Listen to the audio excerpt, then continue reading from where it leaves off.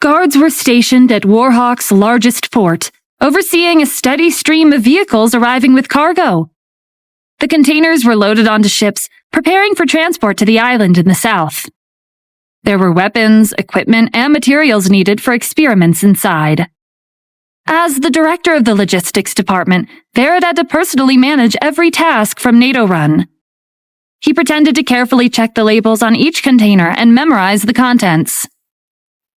"Don't the research institutes need more ships for protection?" Farrad asked his subordinate. "A few salvage ships aren't that secure." "The satellites are scouting the ocean, and the fortress is prepared to launch missiles if a threat arises." To ensure confidentiality, NATO Run hadn't mobilized Warhawk's military for assistance. There was no opportunity for Farrad to approach the island, so Stephen had to sneak in himself despite the uncertainty of the situation. As he approached the island, he summoned the whale and hid inside its stomach. The darkness made the deep sea look like ink. The whale went unnoticed as it swam closer to the island. "The ancient cultivators are at the institutes," the iridescent dragon warned. "Don't tell me you're thinking about fighting them tonight."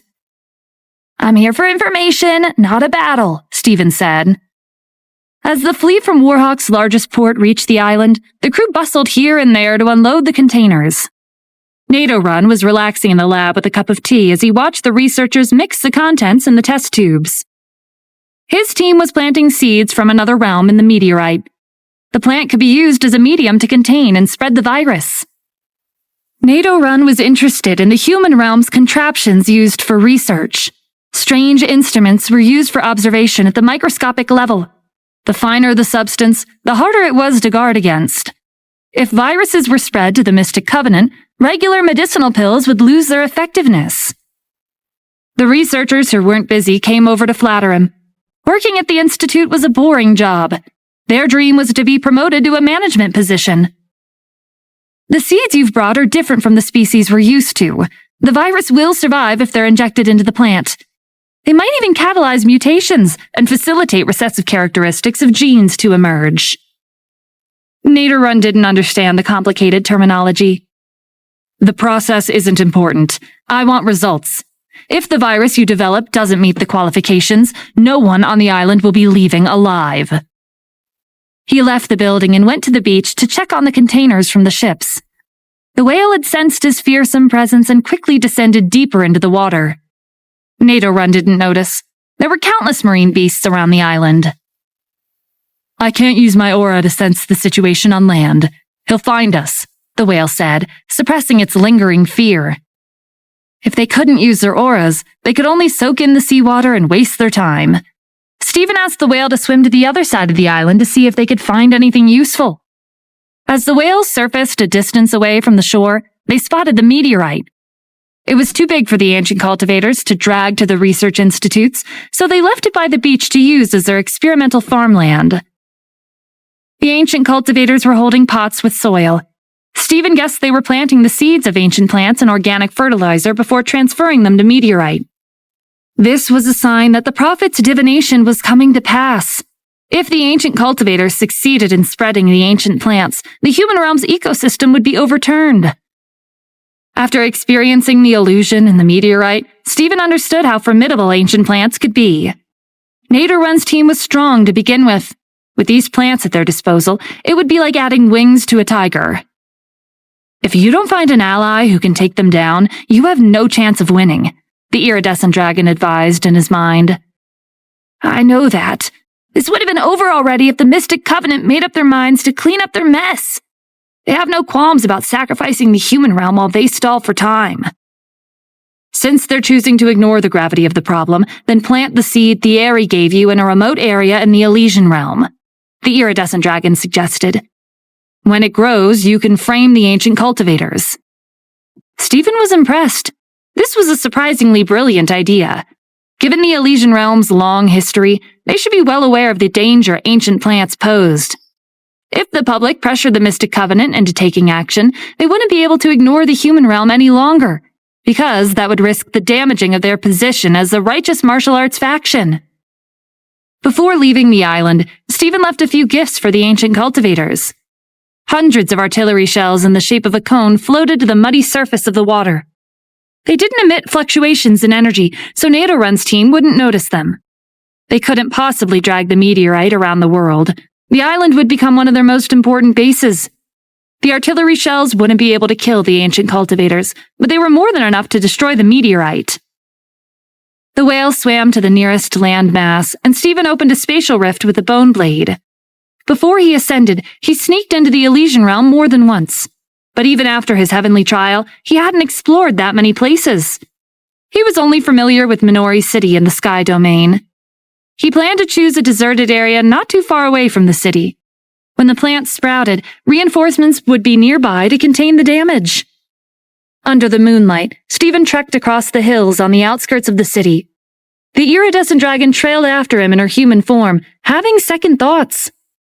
What if the ancient plant destroys the Elysian Realm's ecosystem? It drains spiritual energy from the land to grow. Most of the dragons lived in the castle, but there were some who stayed by their contractor's side. If the ancient plant grew out of control, the entire realm would be affected. Stephen saw the conflicted expression on the iridescent dragon's face and ruffled her hair. You came up with this idea. Don't worry. If things spiral out of control, I'll contain the plants with the cane from Luciano. And if that fails, I'll cross the desert and ask him for help. They walked through the forest and stopped by a stream. Stephen dug a deep pit into the soil using his sword and tossed the seed inside. The meteorite protected the seeds and gave them an ideal environment for accelerated growth. He couldn't replicate the same conditions, so he'd have to wait. The abundant spiritual energy in the Elysian realm and the moist environment in the forest should be enough for it to sprout. Stephen decided to wait in Minori City. Security had been tightened ever since the ancient cultivators escaped from the holy ruins. The guards at the gate threw him suspicious looks and scanned him with their auras when he approached. They ordered him to stop, state his identity, and remove all weapons on his person for an inspection. Stephen handed them the token from the Mystic Covenant. The Elysian realm was full of cultivators, but not everyone could become a member of the faction. His cultivation was on the lower end, but the token held weight and proved his identity. The guards broke into relieved smiles when they discovered that he was affiliated with the Mystic Covenant. It's so late, but you're still working hard to ensure the safety of the civilians.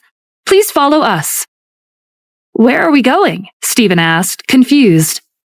To the City Lord's mansion. The guards ushered Stephen down the street as they explained. The Mystic Covenant had asked the elders to recruit several more students to expand the expeditionary team without holding a recruitment. The wealthy and distinguished families across the realm were restless with excitement, hoping to send members of their family to the faction. They were willing to pay any price to establish a connection with the elders. After days of leaving gifts at the faction's headquarters, they soon realized that the elders were rarely in their offices unless they were needed. When the guards saw Stephen in the middle of the night, they knew he was the connection with the City Lord needed to raise Minori City's reputation. You're a member of the faction, and you're affiliated with the Bellantine family. It'd be great if you could put in a good word here and there about their members and recruit them into the faction. Stephen didn't know what to say. He was just here to wait for the ancient plant to grow. He didn't have time to waste on these trivial matters. It hasn't been that long since I joined the faction. I don't have the authority to make decisions.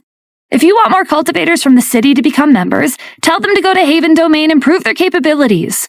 Maybe the elders will choose some of them.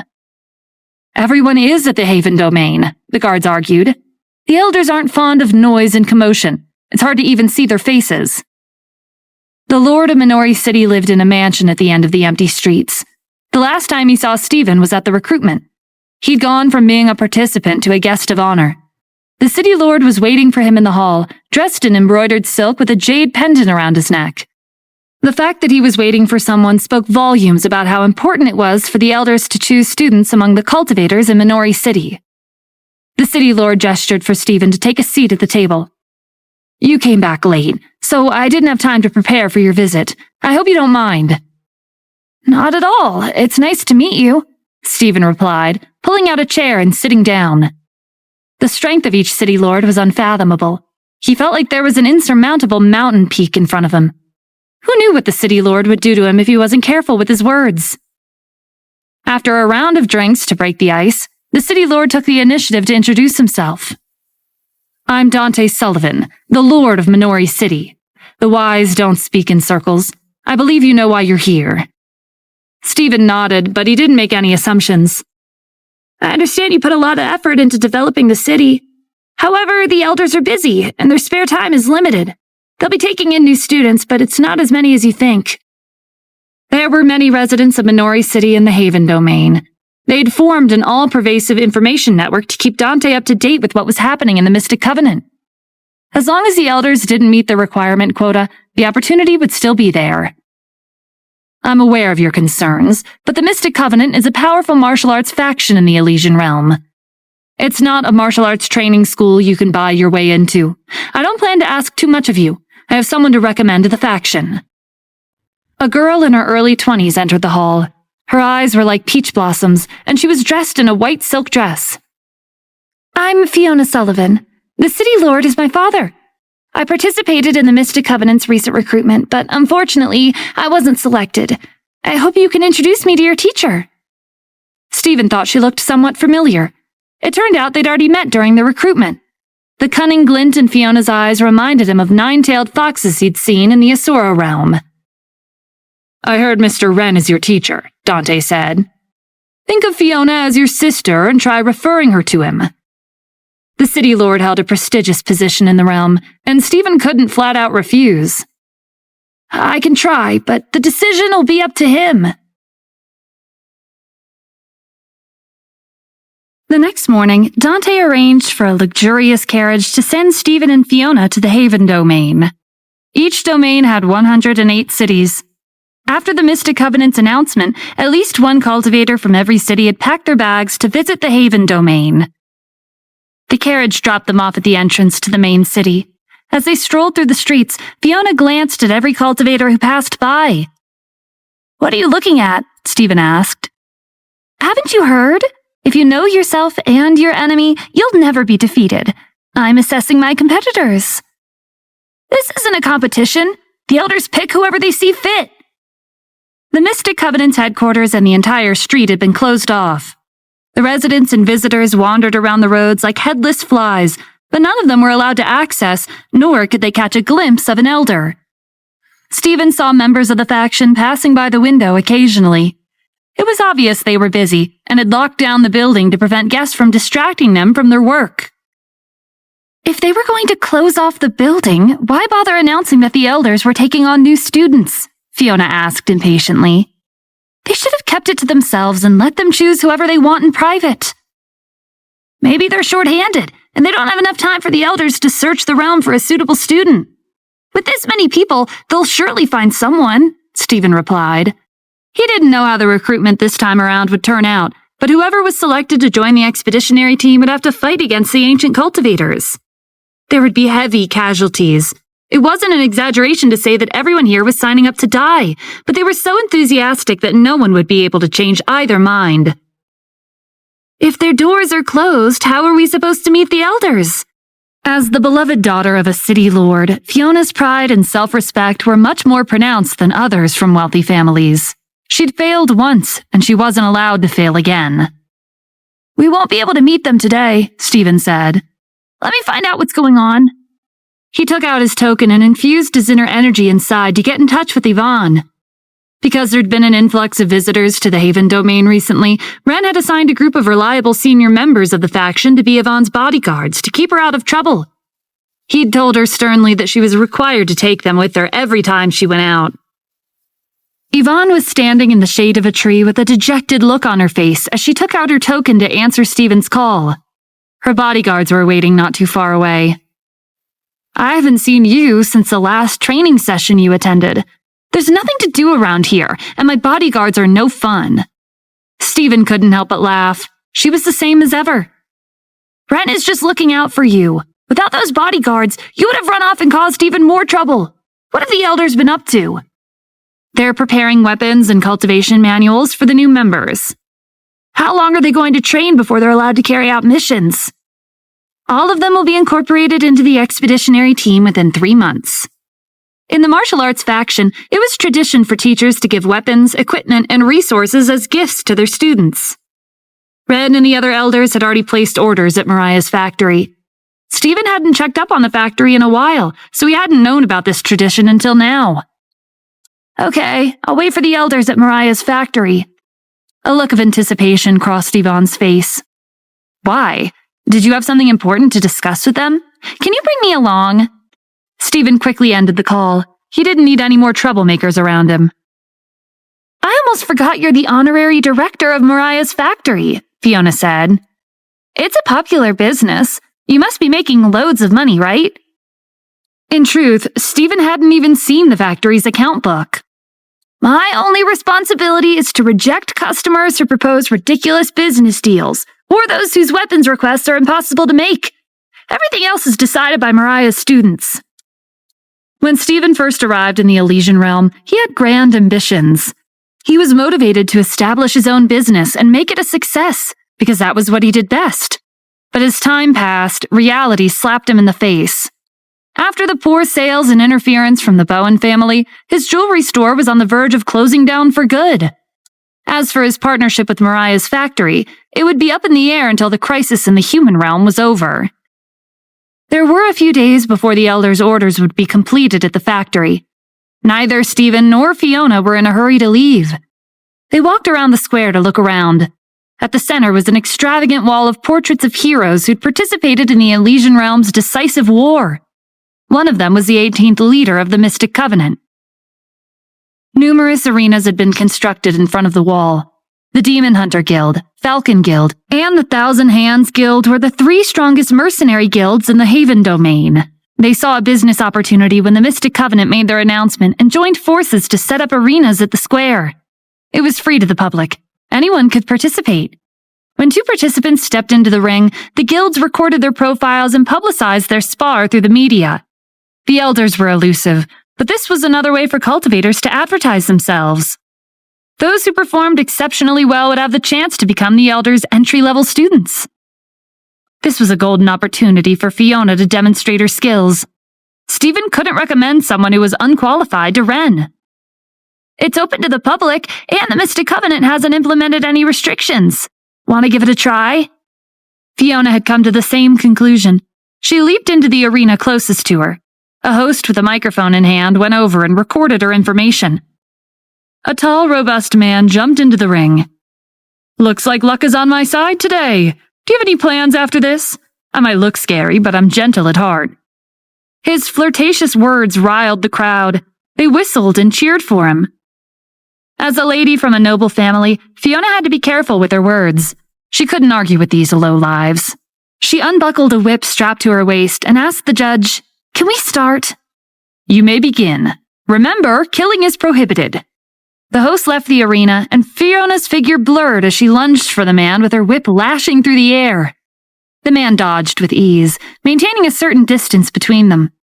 It seemed like Fiona's whip missed, but it left behind a trail of aura with every strike. It formed a net around the man. He wasn't fazed. He calmly put on a pair of silver gloves and swung his fist to use the air currents to disperse the net of aura. The ear-piercing sound of friction grated on the crowd's ears as shockwaves overturned the heavy stone tiles on the arena floor. The man's attention turned to Fiona. When he charged at her, the cracks along the stone tiles spread. A whip burst through the tiles, dispersing fragments of stone and wrapping around his ankle. "Did you clone your weapon?" he said in surprise. "When did I say I only had one whip?" The man's easygoing smile slipped from his face. He circulated his energy to increase his strength, but he couldn't break free. Fiona vanished and reappeared behind him like a ghost.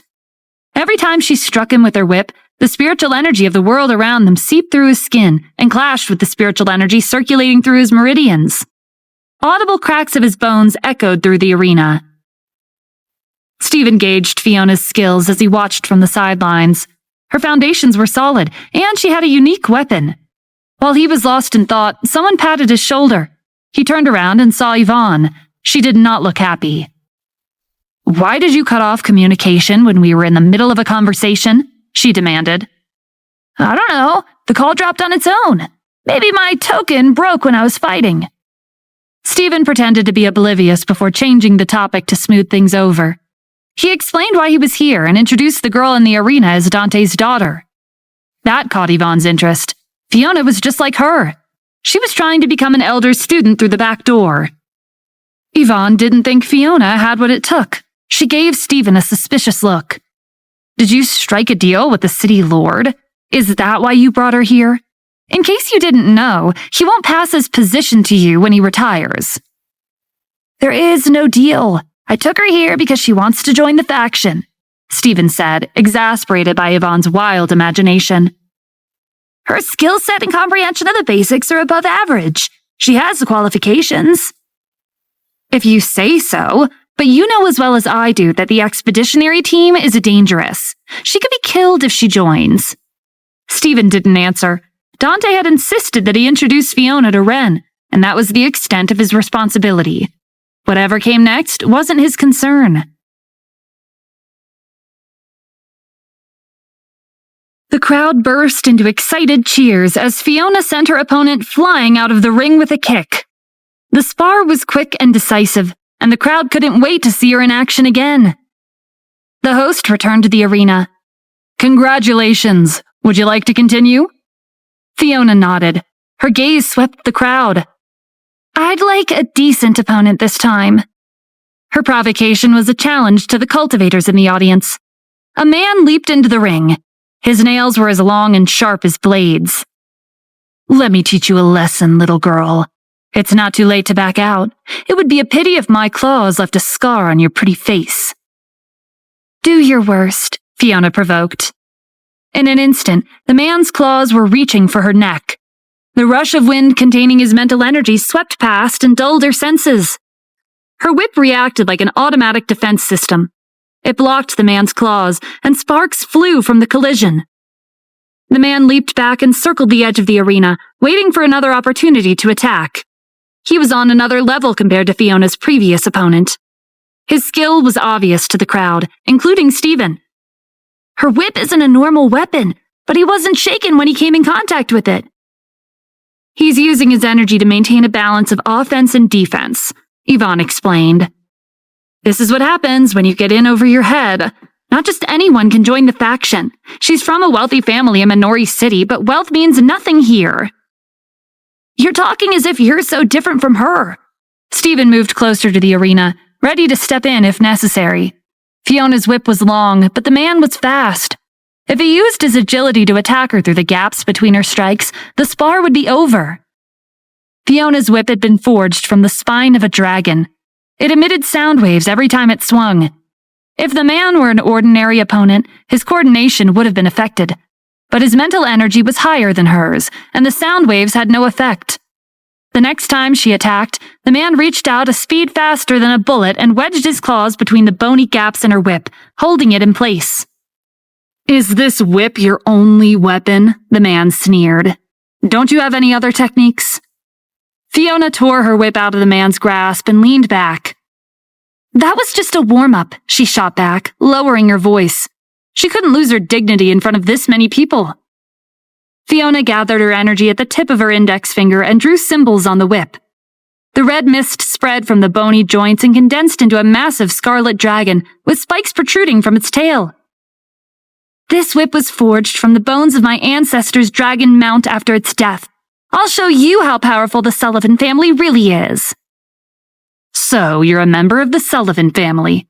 A dragon is impressive, but do you have the skills to keep up with your ancestor's mount? The man was provoking her, but even he had to start taking the fight seriously. The enormous dragon flicked its tail, separating a cluster of scales. They drifted towards Fiona and hovered around her protectively. When the man lunged again with claws outstretched, the scales forced him back. His claws were sharp, but they couldn't leave a single scratch on the scales. The dragon flapped its wings and a tornado swirled to life. The stone tiles on the floor were almost blown away. Fiona wasn't affected by the violent gusts of wind, but the man staggered as the wind disrupted the balance in his energy. Relying on a weapon doesn't make you skilled. After I take care of that dragon, you'll be next. The man jumped into the air and slammed his palm against the dragon.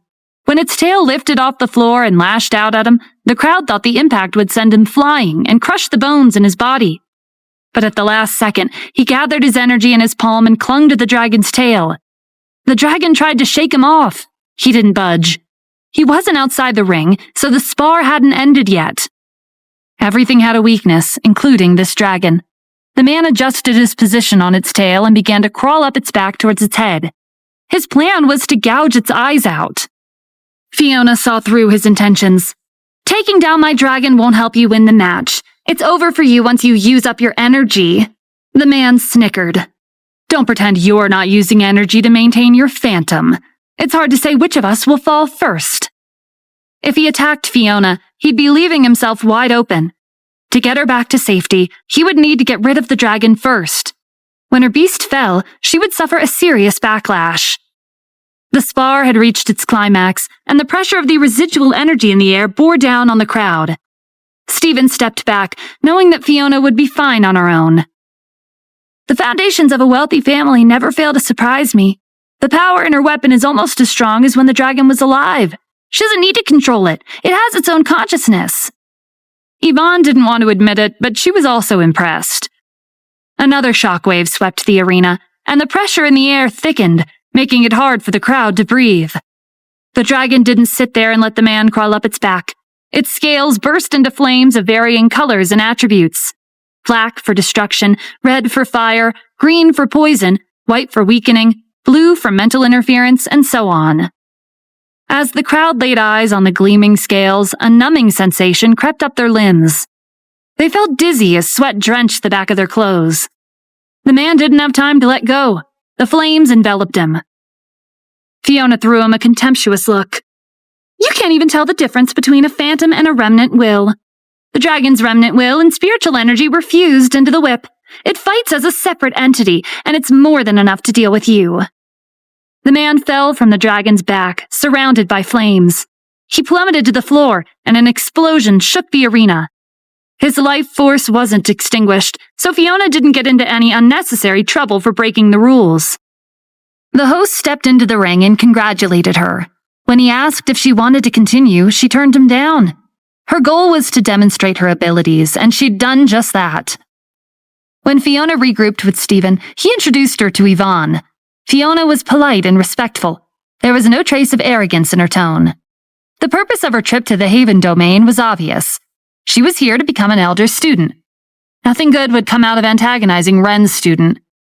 She gave Yvonne 3 pieces of glittering jewelry as a gift for making her acquaintance. Think of these as souvenirs from Minori City. When I go home, I'll pick out a few more that suit you. Yvonne's freedom had been restricted by her bodyguards lately. She couldn't stray too far from the Haven domain like she used to. The temptation of beautiful jewelry from another domain was hard to resist. To her, they were more like exquisite toys than jewelry. She held up the necklace, bracelet, and earrings and inspected them closely. They shone brilliantly under the afternoon sun. Thank you, Fiona. As a thank you, let me treat you to a meal.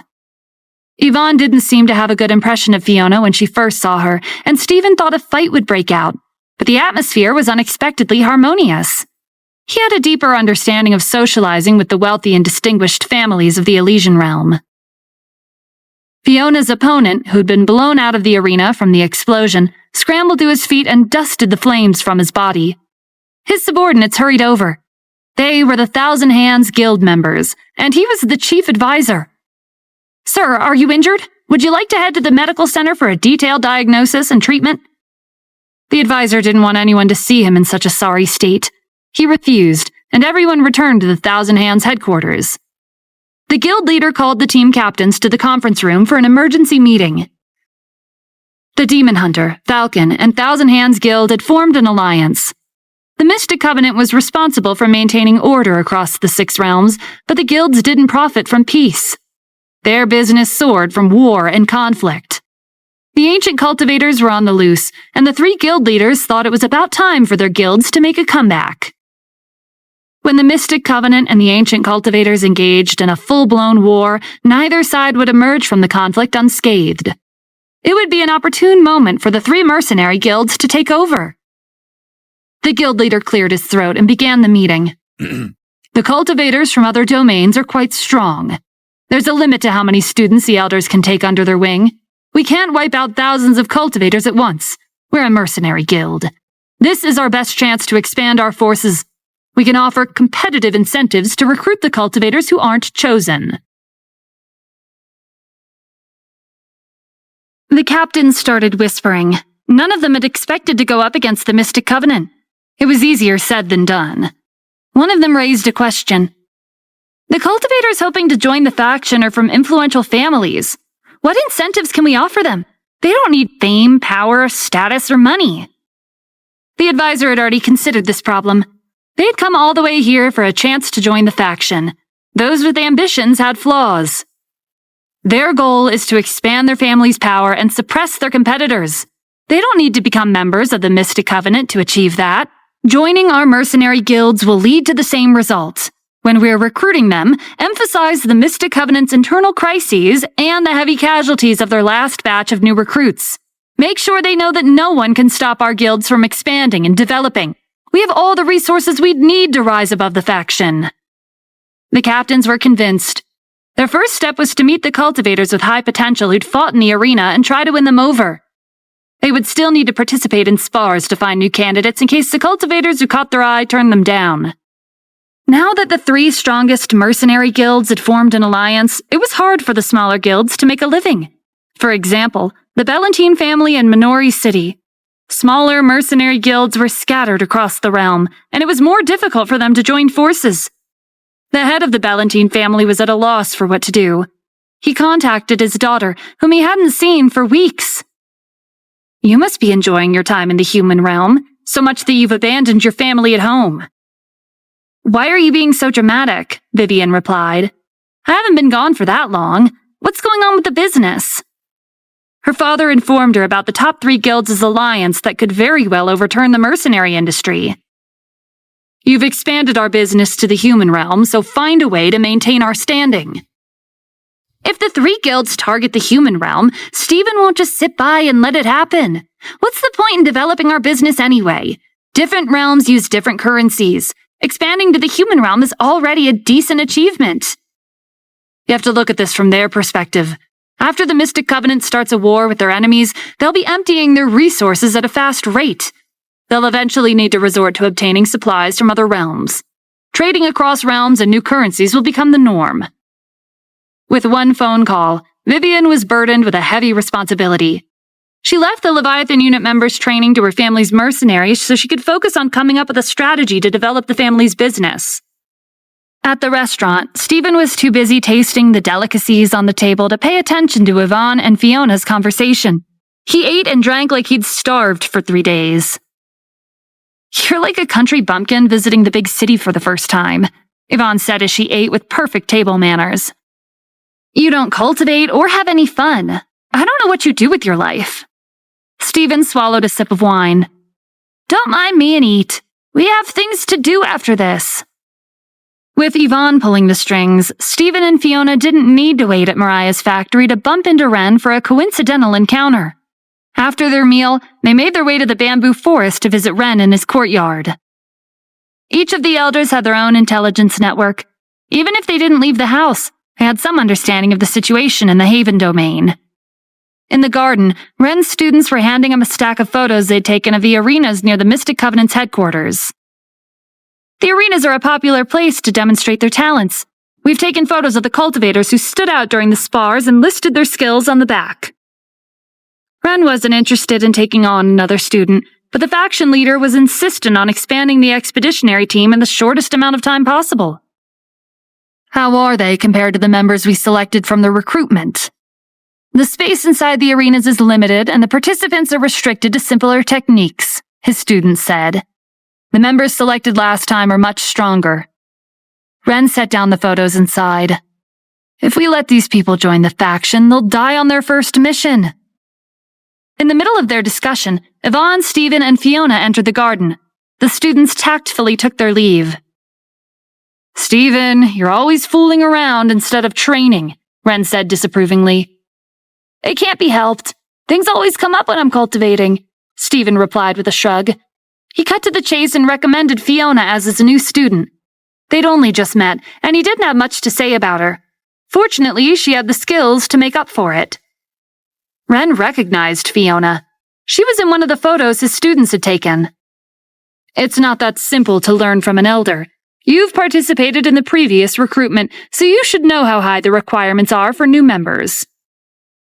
If you have a request, please let me know. I'll do my best to fulfill it. Ren gestured to the yard. I have a student named Kim. Help her reach the peak of the Red Dust Immortal Realm. His request left Fiona at a loss for words. If she wasn't mistaken, Ren just implied that he had a student who wasn't at the level of ascension. Reaching the peak of the Red Dust Immortal Realm wasn't a guarantee to ascending. Kim would still need to break through to the true Immortal Realm and pass her heavenly trial, and that would depend on her luck and skill. This was essentially working for free before learning a single technique from the Mystic Covenant. Even so, Fiona didn't complain. She immediately agreed. I'll teach her everything I know. Okay, I'm counting on you. After that, Ren dismissed them. Kim is usually cultivated in the yard in front of the house. It only took a few minutes away from the garden. Before Fiona could voice her curiosity, Stephen told her the truth. Kim is my wife. It's not safe for her in the human realm, so I asked Ren to take her in as a student. Sorry for making things harder for you. Fiona nodded in understanding. So that's how it is. Becoming an elder student is never smooth sailing. Helping Kim with her cultivation is much easier than going through another life and death competition. As long as her comprehension is decent and she keeps up with her training, she should be able to reach such an ordinary realm. In the eyes of cultivators in the Elysian realm, the levels below Ascension weren't worth mentioning. Ever since Kim became Ren's student and moved into his courtyard to train, she'd become the focus of protection and training. Ren's other students took turns teaching her all kinds of cultivation manuals. As an ordinary cultivator from the human realm, she was able to reach the intermediate stage of the Red Dust Immortal Realm. But every cultivator reached a bottleneck at some point, and it wasn't a problem that could be resolved by having more people teach her. Kim was in a meditative state in the yard when she heard familiar footsteps. She opened her eyes and saw Stephen walking up to her. You're finally back. I was worried about you. The ancient cultivators are scheming in secret. They don't have time for me, he reassured her with a smile. I'm here to introduce you to someone. This is Fiona Sullivan. She'll be helping you reach the peak of the Red Dust Immortal Realm.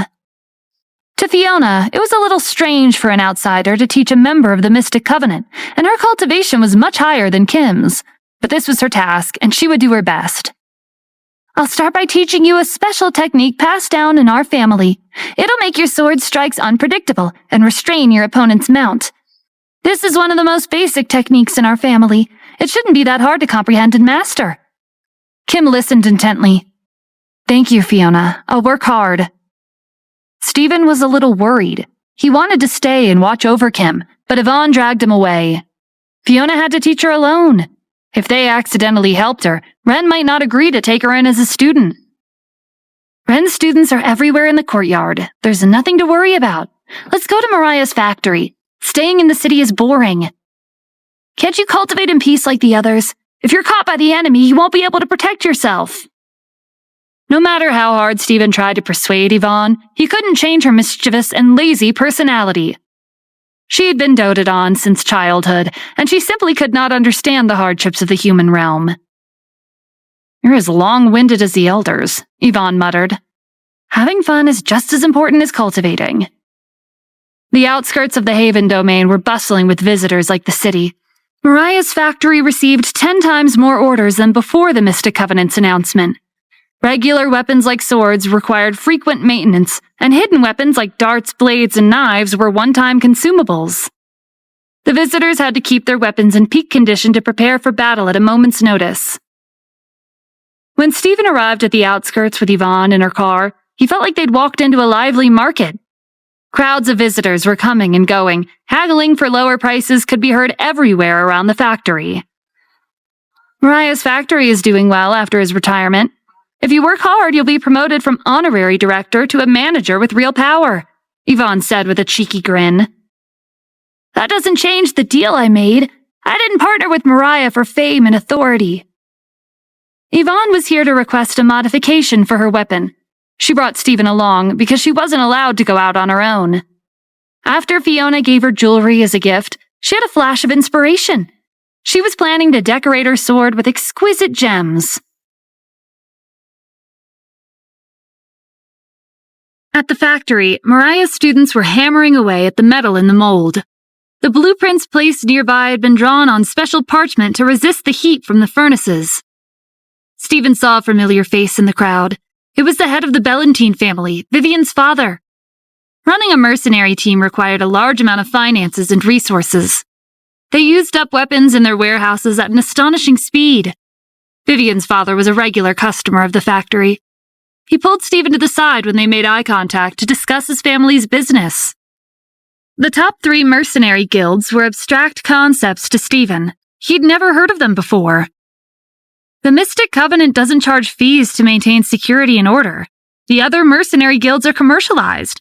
How would they monopolize the market share? Things aren't as simple as you think. The 3 rival mercenary guilds have formed an alliance, and they're recruiting talented cultivators. My guess is that when the Mystic Covenant and the Ancient Cultivators' war reaches a certain point, they'll take advantage of their weakening forces and step in. If they single-handedly turn the tide, everyone's impression of them will change, and they'll steal the authority from the Mystic Covenant. Hearing Vivian's father's explanation, Stephen now understood why the faction leader was hesitating to wage war against the Ancient Cultivators. He wasn't timid. Even a powerful martial arts faction like the Mystic Covenant had enemies scheming to replace them in the dark. If the faction leader wasn't confident in winning a battle, there'd be serious consequences if they lost. No one can guarantee the Ancient Cultivators' end goal, Vivian's father explained. After getting rid of the Mystic Covenant, they might move on to the Elysian Realm. And who knows if they'll stop there. They could be aiming for the 6 realms. It's natural for the mercenary guilds to strengthen their forces to prepare. After being at odds with NATO-Run's team for so long, Stephen had noticed that their revenge had turned into an elaborate scheme with the potential to put the entire 6 realms in danger. The mercenary guilds are greedy. They won't think twice before accepting requests from the Ancient Cultivators. Wouldn't the Mystic Covenant step in if that happened? Stephen asked. You know what they say, the ignorant cannot be blamed. Mercenaries carry out missions. It's not their job to investigate their employer's identity or their goals. Even if the Mystic Covenant catches wind of what they're doing, it'll be hard for them to put the pieces together.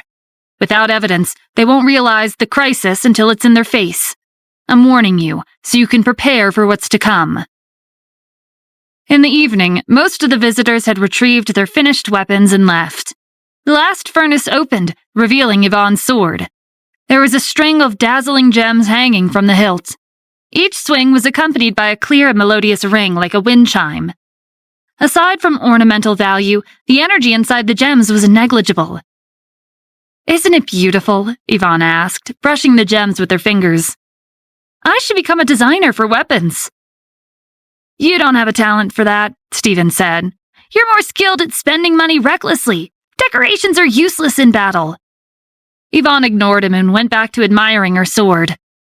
It was getting late, but Mariah's factory had no plans to close for the night. There were a mountain of orders waiting to be completed. 2 middle-aged men dressed in the Thousand Hands Guild's uniform walked in. Stephen recognized one of them. He was Fiona's second opponent when she fought in the arena in the afternoon. The chief advisor also recognized him as Fiona's acquaintance. They stared at each other in silence for a few seconds before the advisor went up to the oldest of Mariah's students. Do you have what I asked for? The student handed him a list of names. There are around 20 cultivators. They're interested in the Mercenary Guild's alliance and have agreed to an in-person meeting. Mariah's factory had many customers who felt like they weren't as talented as the others and probably had no chance to become an elder student. Mariah's students had jotted down their names. Joining the top 3 mercenary guilds wasn't a shameful decision. On the contrary, it would be a big help to the family's businesses. Stephen didn't have a good impression of the mercenary guilds after witnessing their spar ethics in the arena with Fiona, and Vivian's father had worsened it. If you have something to say, the honorary director of the factory is standing right in front of you. The advisor looked at him with a fake smile. The honorary director is just a title on paper. The factory's operations are none of your concern. Before you came, Mariah and our guilds have been doing business together for decades. The factory's ores and crystals were transported to the warehouses by the mercenary guilds. In return, they placed orders for weapons with the factory. Their stable cooperation had been going on for a long time. Even after Mariah retired, his students didn't feel the need to ask for Stephen's opinion. The atmosphere turned awkward. Stephen's position was essentially a figurehead. He didn't have any real authority. The advisor changed his tone and threw out an olive branch. I heard you're an ascender from the human realm. The ancient cultivators are hiding there, and your world is at risk. Our guilds aren't afraid of danger. If you hire us, we can protect your assets, friends, or family. Our prices are negotiable. Thank you for your offer, but I don't need an outsider's protection, Stephen said flatly. Don't think too highly of yourself. You're only at the silver rank. The faction is treading carefully. You should do the same. Don't pretend to be brave and get your people killed. The Mercenary Guild's Alliance Intelligence Network was on par with the Mystic Covenant. The advisor knew that the human realm was in a crisis, and Stephen was just being stubborn because of his pride. You might think you don't need protection, but the others in the human realm do, the advisor added. It won't be that easy to expand your business to the human realm. You're a new member of the faction. What authority do you have to stop us? The advisor and his subordinate turned and left the factory, laughing the entire way out the door. Mariah's students didn't offer any explanation. They exchanged a few words with Stephen before continuing their work. Running into the Thousand Hands Guild had ruined his mood, and he wasn't interested in spending another minute at the factory. He drove Yvonne back to Ren's courtyard.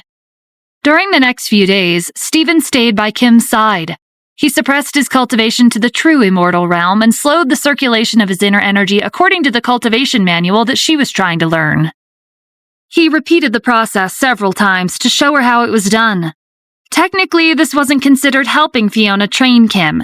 He was just passing by and saw her struggling with the technique, so as a fellow cultivator, he sat down to steer her in the right direction.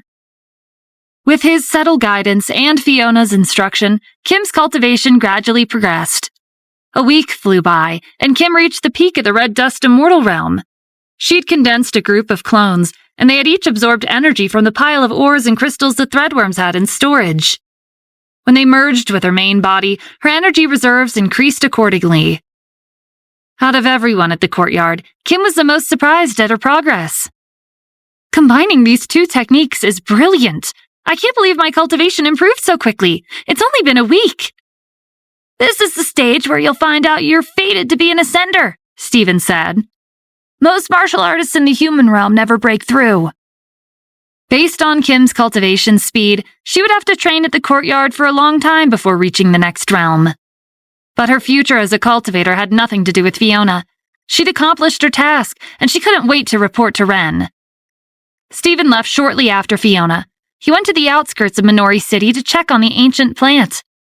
The leader of the Mystic Covenant may have his reasons for not taking direct action against the ancient cultivators, but it was a fact that they were growing stronger by the day.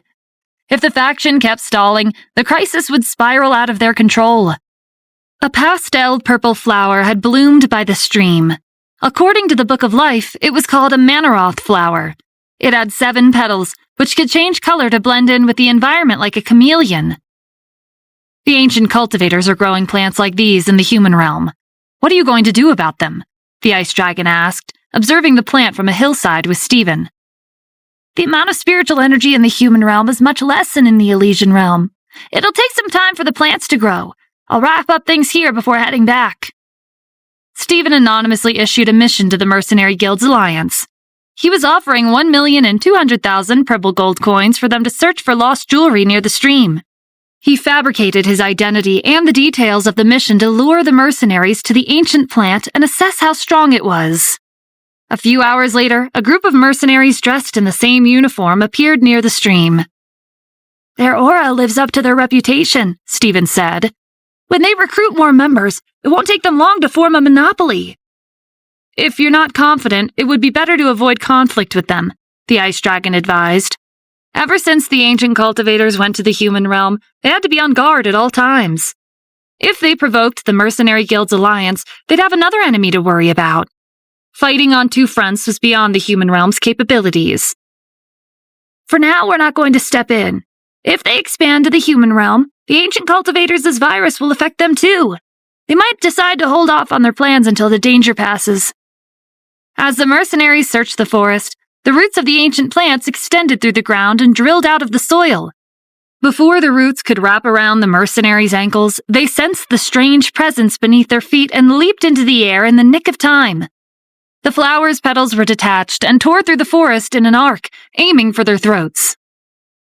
The mercenaries drew their swords and barely managed to deflect the razor-sharp petals. They didn't have time to catch their breaths before seeds rained down on them like bullets. A simple mission to search for lost jewelry had turned into a dangerous encounter with an aggressive plant. Despite the high rewards, the mercenaries valued their lives over money. They threw out waves of energy at the seeds, setting off a huge explosion in the forest. They abandoned their mission and ran back to the city. Stephen had attached his spiritual energy to the manora flower and its roots. He could feel their vitality weaken from the explosion. Plants were typically of the wood element. Flames from an explosion had a natural suppressing effect on them. The mercenaries had failed their mission, and the guild leaders would send more teams to investigate the stream. As more people encountered the ancient plant, word would spread to the Mystic Covenant. There was nothing more for Stephen to do except to wait. He opened a spatial rift with the bone blade and returned to the human realm with the ice dragon. Plants grew at varying speeds depending on their environment. Nadorun's experiment was still in progress. The seeds had sprouted, and he waited for them to grow. The slow process was a challenging test of his patience. Sunlight, water, and fertilizer weren't important to ancient plants. Spiritual energy in nature was their only catalyst. Stephen rented a cruise ship and sailed across the Atlantic Ocean. When they were in the middle of the sea, he turned off the engine and let the ship drift aimlessly with the waves. The Leviathan unit members in charge of monitoring the ancient cultivators were standing beside him. Warhawk recently reduced their allocation of funds to the Research Institute. 80% of the money is going to the experiment. This information was from Amber and Mitty's AI chips. Stephen knew that Nadorun's experiment required advanced technology to succeed. Increasing funding wouldn't solve the root of the problem. It could take months or even years. But the situation was ever-changing. Miracles could happen, and they needed to be prepared. What's going on in Cadus? More than 100,000 martial artists are stationed across Cadus. They're also building fortresses. If war breaks out, most of the conflict will be at our eastern border. Their countries were close neighbors, and their geographical location gave Cadus convenient access to the U.S. Annapolis was within range of their missiles. What's the progress on our missile defense system? Stephen asked. We need to prove that our defenses can counter Cadus's missiles to deter other countries from allying with them. You don't have to worry. Our combat drill over the ocean worked. The number of foreign ships passing through the Verglas Strait has decreased by 80 to 90%. Stephen hadn't realized that the combat drill was so successful in deterring other countries from becoming Warhawk and Cadus's allies. Most of the reconstruction took place in Cadus's capital, and there was no opportunity for multinational business corporations to make money there. The reduction in trade and the number of ships was a natural progression. Warhawk and their allies were the only ones investing. When ascenders returned to lower spaces, their spiritual energy was much higher than the surrounding environment. Under the laws of nature, their energy would continuously leak and drain from their bodies. This was one of the main reasons ascenders never came back after ascending. The same restriction applied to the ancient cultivators. After staying so long in the human realm, they wouldn't fight unless it was absolutely necessary. When the moon was high in the sky, Stephen was left alone in the cockpit with his thoughts. Now that most of the research projects in Warhawk had been put on hold, Amber and Mitty's AI chips wouldn't be as useful. A black mass appeared over the surface of the water and circled around the ship. It was a blue whale. It had been keeping an eye on the meteorite while Stephen was away. I saw vines sprouting from the craters in the meteorite. Should we do something about them?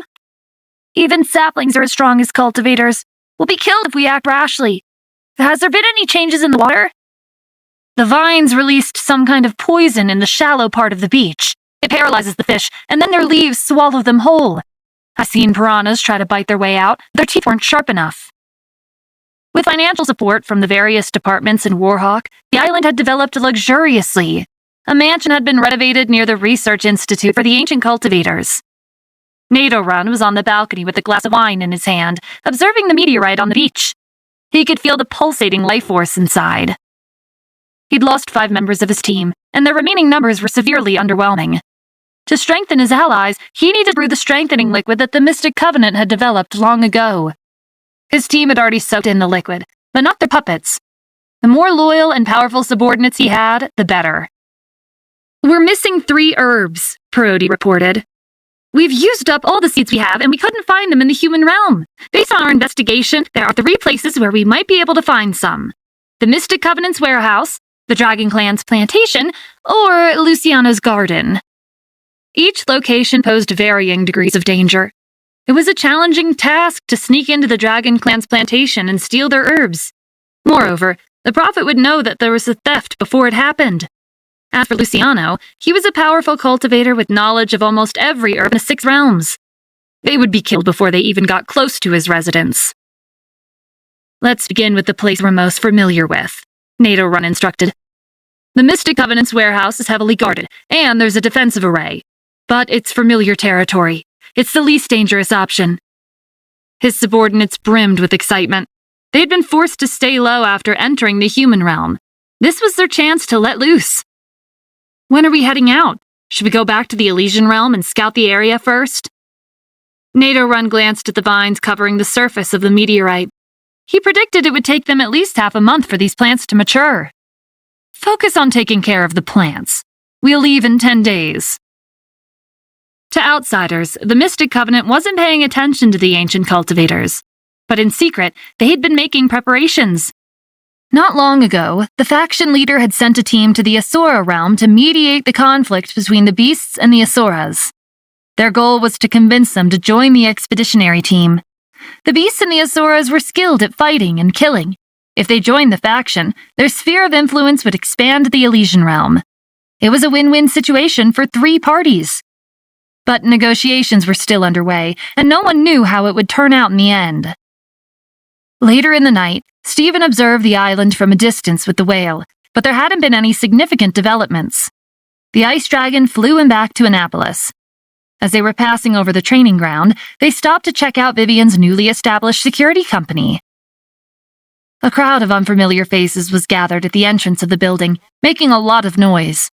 The chief advisor of the Thousand Hands Guild was in the lead. The 3 guild leaders had sent their mercenaries to the human realm to begin their monopoly over the industry. Vivian's company became their first competitor. If they refused to give in, the advisor was planning to subdue them by force to set an example for the other mercenary guilds across the 6 realms. Vivian was standing at the entrance, glaring at the crowd. You're a bunch of overconfident clowns trying to do business in another realm. What's so scary about 3 mercenary guilds working together? If you're looking for a fight, then come at me. We're not in the Elysian realm. There are no rules here. The advisor scoffed. Don't be stubborn. If the head of the Bellantine family were here, he would have given in the moment he saw us. Your family is nothing compared to our guilds. With his experience as the chief advisor of the Thousand Hands Guild, he was on equal footing with Vivian's father. His daughter was nothing more than a nuisance. The alchemist of the Demon Hunter Guild and the chief intelligence officer of the Falcon Guild were standing next to the advisor. They held high positions in their respective guilds, and they were determined to take over Vivian's security company. The Bellantine family's mercenaries rushed out the door and surrounded Vivian. We'll deal with them. Vivian unsheathed their sword. No, I'll face them. They're a couple of old men bragging about their non-existent influence. While that was true, the difference between their auras was glaring. She wouldn't be able to handle them on her own. The ice dragon descended from the sky, and Stephen landed in the clearing. Why are you here? The advisor demanded impatiently. You should have stayed in the Mystic Covenant and cultivated instead of making a fool of yourself. Stephen ignored his comment. If you've brought this many people with you, you must have something serious to discuss. We're here to challenge the Bellantine family's company. Whoever wins will take over. It's that simple. The commotion attracted more spectators, which was exactly what the advisor wanted. The more people witnessed the strength of their guild, the more customers they would have. Stephen saw through their plan, and he wasn't about to let that happen. Our realm has chosen to collaborate with the Bellantine family because we recognize their skills. Whether you're here to spar or discuss, a short competition will settle the issue. We'll each send out 3 contestants. The last person standing will be the winner. Whoever forfeits, loses consciousness, or leaves the ring will be their loss. Killing is prohibited. His rules were simple, and the mercenary guilds had no reason to refuse. Stephen instructed the Leviathan unit members to surround the training ground and protect the spectators. Jace would be the referee. Vivian, you'll be the first contestant, Stephen said. I'll be the second. Choose someone randomly for the third slot. The mercenary guilds were already at their doorstep. A fight was unavoidable. Having a competition would ensure that no one would be fatally injured. Vivian chose the leader of her mercenaries as the third contestant. The media wasn't notified of the spur-of-the-moment competition. All spectators were allowed to watch free of charge. The chief advisor chose a young man with red eyes as the first contestant. They were teacher and student, and their arrogant demeanor was exactly the same. Vivian leaped into the ring with her sword in hand. The spectators applauded her elegant entrance. I suggest you surrender, the young man with red eyes taunted. It would be a shame if I injured your pretty little face. Vivian condensed a rain of flowers over the platform. Don't think you've won just because you came with a large team. It's not that easy to expand your business to the human realm. The man circulated his speed to the limit and dashed between the falling flowers with ease. The flowers unfurled their petals and bloomed. As the petals rotated, they absorbed the spiritual energy in the air. The spectators felt like they were caught in a vacuum. The man's red eyes glowed as he fixed his gaze on Vivian. This is just a petty trick. I don't need to take out my weapon. When they made eye contact, Vivian felt like 1,000 needles were piercing her brain. The man was using a technique that affected mental energy. His eyes had become the window of his mind, and she couldn't avoid his gaze. She stepped back, putting some distance between them as she detonated her flowers. A huge explosion enveloped the man. He crouched and covered his head with his arms to protect his vitals. The distraction severed the mental interference. Vivian regained her senses and threw her sword like a javelin. As it tore through the air, it multiplied into countless clones. Each clone was identical, and it was hard to tell which was real and which was fake. Without a weapon, the man was forced to increase his speed to dodge. The sword brushed past him, leaving a tear on the side of his shirt. When the smoke settled and he looked around, Vivian had disappeared. Her voice rang out behind him. Should have taken your weapon out when you had the chance. The man didn't have time to turn around before her hand was on his back. A gust of wind and a rush of energy sent him flying across the platform. Just as he was about to careen off the edge, he adjusted his position and stopped the momentum by leaping into the air. It wasn't his loss as long as he didn't leave the ring. In a fight between cultivators, victory and defeat were typically decided in an instant. The man's organs had been damaged by one strike from Vivian to his back. He managed a shaky landing on the floor of the platform. He could feel the gazes of the mercenary guilds boring into him.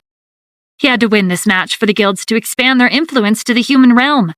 It would be a disaster if he messed up. The man took a deep breath and charged at Vivian. When he thrust his dagger towards her vitals, she blocked each strike with her sword.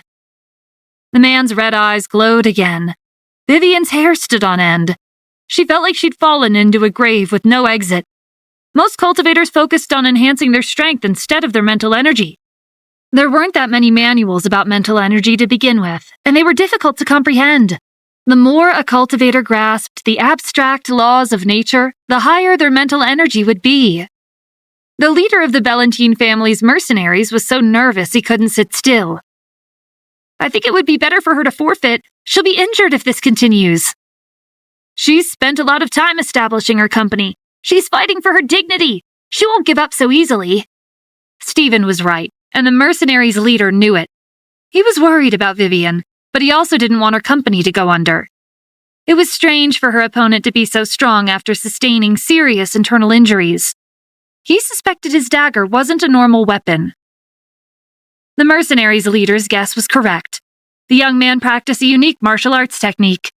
He used his dagger to drain the blood from his enemies' bodies, and over time, its aura had become abnormally violent, turning it into a killing machine. He'd merged his mental energy with the dagger, giving him access to a unique mental interference method. It's only been a dozen rounds, the man mocked. Why are you so pale? You can barely stand. Vivian didn't have the energy to argue. Fear and bone-chilling cold weighed her down. A numbing sensation crept up her limbs, and her movements became sluggish. Stephen tried to persuade her to surrender. Victory and defeat are both common scenarios in the military. Forfeit the match and leave the rest to me. Vivian scowled at him. Stay out of this. I haven't lost yet. When she and the man clashed again, she was sent skidding across the platform from the impact. As the heir to a distinguished family in the Elysian realm, she couldn't lose against her competitor. Vivian condensed her inner energy into a golden flame on her skin. The man sensed the increasing pressure in the ring and assumed a defensive stance to counter whatever technique she was about to unleash. A dazzling light spread across the platform with Vivian at the center, but it didn't stop there. It slipped past the edge of the ring and moved towards the spectators. If this continued, the entire city would be turned to ashes. Luckily, the Leviathan unit had set up a defensive array. A circle of crystalline mirrors appeared overhead, but when they absorbed the light, cracks tore the glass and almost shattered them. Vivian's technique was too strong to be contained by the mirrors alone. Stephen summoned the ice and flood dragons. Their colossal forms cast shadows over the training ground, blotting out the sun as a wave of water and ice contained the light. This was a martial arts technique unique to the Bellantine family. With the golden light as a medium, Vivian's energy resonated with the spiritual energy in the air and made it burn. Wisps of smoke rose from the man's skin as the light scorched him continuously. He gritted his teeth and threw his dagger at Vivian. It passed through the light without a scratch. The dagger was moving so fast that she almost didn't see it coming. At the last second, she stepped to the side, avoiding a fatal strike to her heart. The dagger plunged into her arm instead. Blood gushed from her wound, and a wave of dizziness washed over her. She staggered and collapsed on the platform. The man was in the same state. The smell of burnt flesh filled the air as he lay unconscious on the floor. As the referee, Jace jumped into the ring to check their conditions. Their hearts were still beating. He lifted Vivian off the floor and handed her to the mercenaries' leader's outstretched arms, who quickly carried her away for treatment. After the alchemist from the Demon Hunter Guild carried the advisor's student off the platform, Jace announced a draw between the contestants in the first match. The second match would begin after the arena was cleared of debris. The advisor had lost all face, and in a fit of rage, he couldn't bring himself to care about his disappointing student's life. Vivian is a spoiled rich young lady. He has extensive combat experience. How did he lose to someone like her? The alchemist placed a medicinal pill into his student's mouth. He specialized in curing illnesses and saving lives. Calm down. The focus of the competition is a quick and decisive battle. When our people are carrying out assassination missions, they take advantage of their environment to hide and ambush their targets. They're not used to fighting out in the open. Despite his student's failure, the advisor couldn't let him die. He was relieved when he sensed his life force returning after consuming the medicinal pill.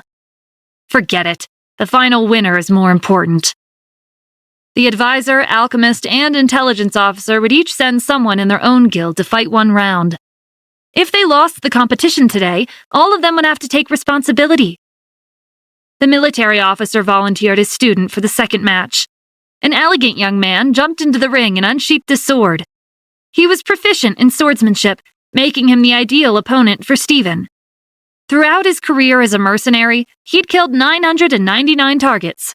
By the end of the match, Stephen would be his 1,000th target. The man's aura took the form of another sword behind him. It was a phantom, but it was lethal. When Stephen stepped into the ring, his sword trembled. The ghost fire was anticipating their fight. "You've mastered an interesting technique," Stephen commented, eyeing the phantom sword. "Thank you. Please don't hold back. I have a lot to learn." The man's polite attitude couldn't hide the cruelty in his tone. He dashed to the center of the platform as a ray of light. When his sword clashed with Stephen's, a wave of energy swept the training ground. The ghost fire's voice sounded in Stephen's mind. It rarely spoke during battles unless it was necessary. Pay attention to the phantom behind him. When your weapons touch, your energy is absorbed into his phantom. If he accumulates enough, he'll unleash a powerful technique. Stephen threw out a blade of energy at the man's face. The man tilted his head to the side, and the energy struck the phantom. It was like tossing a stone into a lake. A faint ripple spread along the phantom before his energy vanished inside. To avoid providing the man's phantom with any more energy, Stephen sheathed his sword.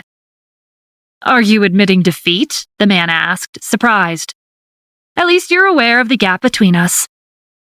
No, I just think you're a little too weak for me to use my weapon. I can win this match with my bare hands. Stephen deliberately raised his voice so the spectators could hear him. The man's expression darkened from his arrogant provocation. You're at the silver rank. That's the bottom of the barrel in the Elysian realm. Where are you getting your confidence from? He was angry, but he didn't attack recklessly. He swung his sword, and blades of light enveloped Stephen. The audience's hearts stuttered when he made no move to dodge. If he just stood there, the light would tear him to shreds. At the last possible moment, Stephen stepped to the side, avoiding the blades of light through a narrow gap. The rest of the match progressed in the same fashion.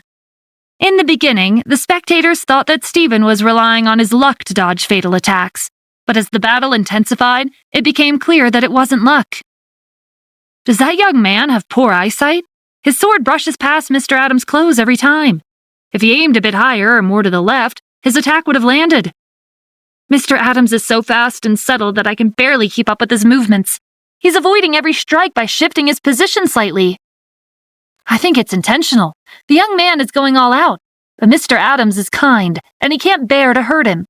The owner of the security company at the training ground is also his friend. He doesn't want to damage the property. Murmurs of understanding swept through the crowd of spectators. The advisor, alchemist, and intelligence officer frowned as they overheard every word. The intelligence officer could tell his student wasn't holding back. Did Stephen learn your techniques? The advisor asked. How is he dodging your student's sword? That's not possible. Stephen doesn't even know where I cultivate, and I can assure you we don't have traitors in our guild. After a few more rounds, the young man couldn't take it anymore. He embedded the tip of his sword into the platform. Light spread across the surface like a tide. It glued the soles of Stephen's combat boots to the floor. The ice and flood dragons, who were watching the match above the platform, requested to join the fight. Beasts were considered weapons in a spar between cultivators. It wasn't against the rules. Stephen transmitted his voice to them. No, I can handle it. He crouched down and placed his palm on the platform. A vortex appeared over the light and covered the floor. The man felt his energy drain out of him at a rapid rate. The match had turned into a race against time.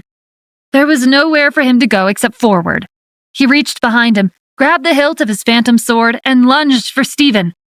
Killing him was the only way to stop the vortex. It was against the rules, but this was the human realm. No one would be able to enforce the consequences. The man's sword covered a wide range, and Stephen's boots were glued to the floor. One strike and it would be over. Just when the man thought nothing could go wrong, black metal balls shot toward him and struck his chest, arms, and calves, knocking him to the floor.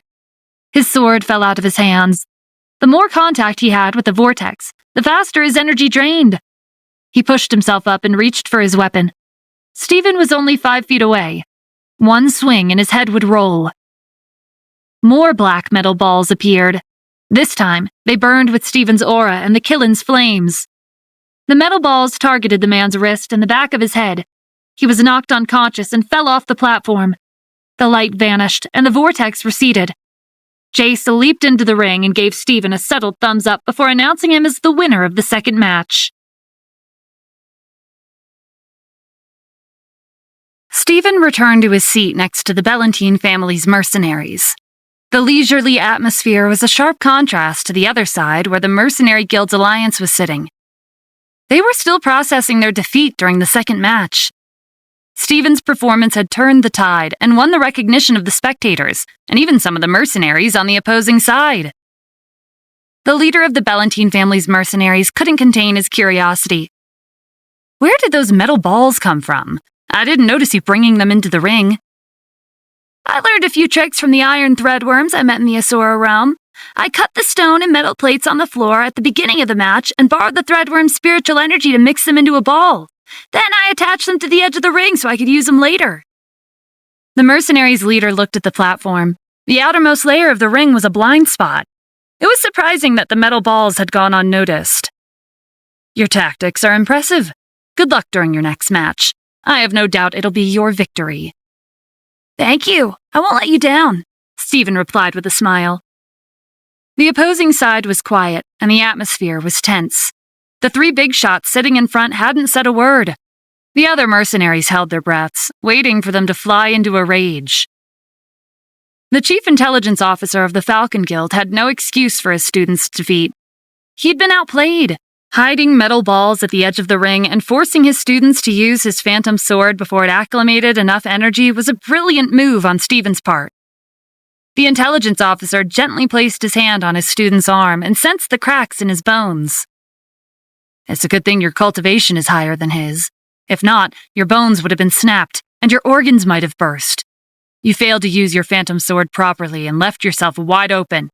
It's fortunate he didn't kill you when you were clearly trying to kill him. His student moved to sit up on the stretcher, but his bones didn't cooperate. I'm sorry, I ruined your reputation. Never mind that. Let's talk about this again after you recover from your injuries. Stephen rarely trains at the Mystic Covenant. There will be other opportunities to deal with him. The third match was about to begin. The Mercenary Guild's alliance had to choose someone reliable to send into the ring. They would have to win twice to achieve the final victory. The arduous task fell on the alchemist of the Demon Hunter Guild's shoulders. Vivian had been the first contestant, and Stephen had been the second. Based on their strength and the order, the third contestant was the strongest of them all, and he'd yet to make his appearance. Little did the alchemist know that Stephen was the strongest contestant on their side, and the third contestant had been chosen at random. The alchemist decided to personally participate. He tidied his suit and stood up. As a senior member, our reputation will be negatively affected if I participate, but it's better than being forced to leave with our tail between our legs. The advisor and the military officer were conflicted. In the world of cultivation, fame and reputation made or broke your career. With the alchemist's seniority, experience, and cultivation, it would leave a stain on their reputation if he went up against a silver-ranked cultivator. Is that the only way? The advisor asked. We've brought a team with us. Their cultivations are higher than Stephen's. It's too risky. We only have one chance left, and we have to win twice. They haven't revealed their third contestant yet. No one could argue with the alchemist's reasoning. The decision was made. He walked up to the platform and stepped into the ring where Stephen was waiting. The alchemist was well known in the Elysian realm. His surging aura made him a walking furnace. The temperature around him was boiling at all times. They were standing on opposite ends of the platform, but Stephen could feel himself sweating. He was proficient with the fire element, but it wasn't worth mentioning in front of the alchemist. Your performance during the second match was decent. You're more experienced than some of our mercenaries. With time, you'll reach a higher rank. Don't push yourself too hard in today's battle. Sustaining a lasting injury will affect your future cultivation. Stephen took a deep breath to clear his mind and compose himself. Against someone as strong as the alchemist, he couldn't hold back. It's rare to meet such an experienced cultivator like yourself. I can't pass up the opportunity to learn from you. The audience is also anticipating an exciting spar. We can't let them down. Stephen unsheathed his sword and condensed the killin's flames on his blade. The temperature rose sharply. The spectators' hair and clothes began to sizzle with heat. The Leviathan unit dispersed the crowd to prevent accidental injuries among the civilians. Stephen dashed up to the alchemist. As he struck, his sword flew out of his hand and behind the alchemist's back. The heat of his aura distorted the air and deviated its direction. Not only did Stephen's confident assassination miss, but the alchemist didn't take a single step. Stephen slammed his palm against the floor. The stone bricks and metal plates shattered into fragments and shot towards the alchemist. He transmitted his voice to the ice and flood dragons circling overhead. You don't have to hold back. Feel free to join the fight. The 2 dragons flapped their wings, and a white and black tornado covered the platform. The alchemist could change the trajectory of projectiles with his high-temperature air currents, but the violent gusts of wind could reposition them back toward their target. You're finally using your beasts, the alchemist remarked as the projectiles locked onto his vitals. He took out a trinket and tossed it into the air. It expanded into a furnace more than 100 feet wide and hovered over the platform like a mountain. The skin, bones, and cores of beasts are valuable resources for refining cultivation pills. Why don't you give them to me? Killing is prohibited, but that doesn't apply to beasts. The alchemist was determined to use the blood of Stephen's beast to wash away the shame of the Mercenary Guild's alliance's subpar performance during the first 2 matches. Stephen sensed the spiritual energy around the furnace rise. "Before making bold claims, why don't you catch them first? We're not allowed to leave the ring, but the beasts aren't restricted to the platform." The ice and flood dragons caught the implication and soared high into the sky. If they put enough distance between them and the alchemist, none of his attacks would be able to reach them. Stephen condensed the Killen. It increased its size and flew into the sky. It opened its mouth and tried to swallow the furnace. Manifesting a phantom wasn't the same as conjuring an illusion. The Killen's phantom was a combination of Stephen's and its own spiritual energies. It wouldn't sustain any damage, even if it was destroyed. Phantoms were one of the most frequently used techniques in a battle between cultivators. The Killen's teeth grated on the furnace. It couldn't penetrate the solid metal.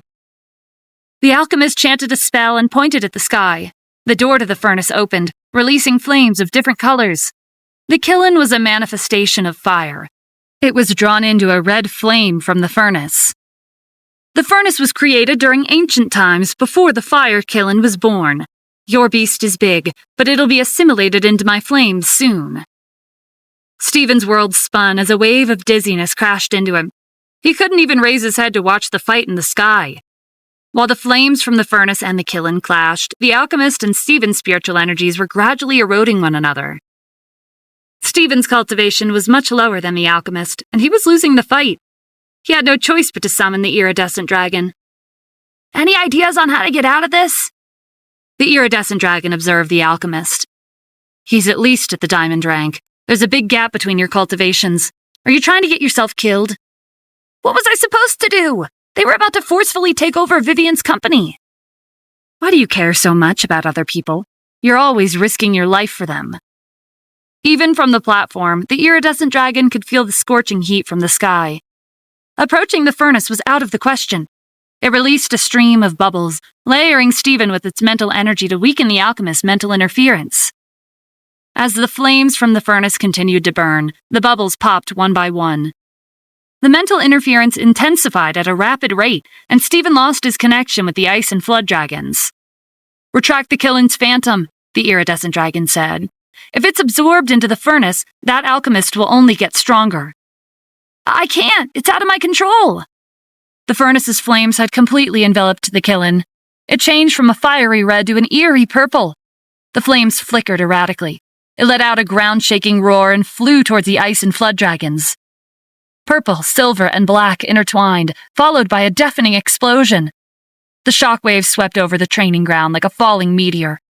There were no words to describe the destruction. The spectators had evacuated, and everyone else had their own means to protect themselves. Since ancient times, fire and water have never been compatible. Those two beasts of yours won't be able to hold on for long. The flames in the furnace have been burning for tens of thousands of years. They've become the purest type of fire there is. Killing two dragons of the water element is hardly a challenge. If you have another trick up your sleeve, now's the time to use it. The alchemist patiently waited for Stephen to make his next move. Once he drove him into a corner, he'd make him understand the true meaning of despair. As a last resort, Stephen summoned the zodiac beasts. The larger beasts were intimidating, but the furry little ones looked like house pets. The alchemist couldn't help but laugh. "Did you set up a zoo inside you? I've heard rumors that you and the celestial beast are close. Seems like that's true. Do you enjoy collecting trash from his house?" Stephen motioned for the zodiac beast to attack. "Why don't you worry about yourself first? Your body is old and frail. I'm afraid you won't be able to withstand their lively and unruly nature." Tension filled the air as threats were exchanged, but it was silence that fell over the platform. Stephen looked over to the zodiac beasts, confused. They stared back at him, reluctance flickering in their eyes. Their master was the celestial beast, not Stephen. Unlike the threadworms and the three dragons, they didn't care if he died or not. The rat pounced on Stephen's arm and climbed onto his shoulder. "Do you know how strong that old man is? You don't know who you're messing with." "Is this really the time? If we don't deal with him now, he's going to come for us." The zodiac beast didn't budge, and a chorus of "No, I refuse" echoed in his mind. Stephen made a mental note to complain about their lack of enthusiasm to Killian the next time he saw him, and maybe ask if he could exchange them for more reliable beasts. But that would come later. First, he had to find a way to resolve the predicament in front of him. He generously offered enticing incentives. My internal world has been steadily advancing. The inhabitants' faith comes from their power. If you help me, I'll let their faith include you. It'll help your cultivation.